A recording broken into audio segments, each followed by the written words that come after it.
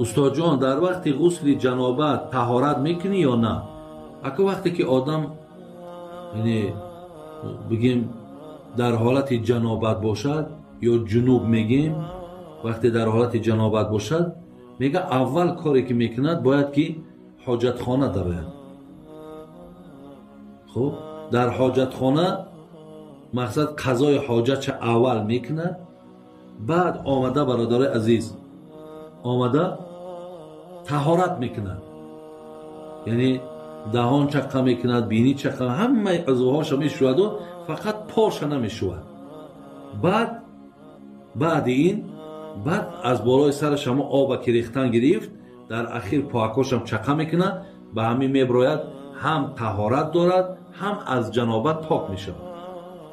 و اگر از قضای حاجت بیرون شد و آمد مقصد راست دیگه طهارت نکرد و راست آبازی کرد، این حالت هم میشود هم صاحب طهارت ای هم مقصد ای غسل جنابت پاک میشود. این صورت چند درسته، هیچی باقی نداره.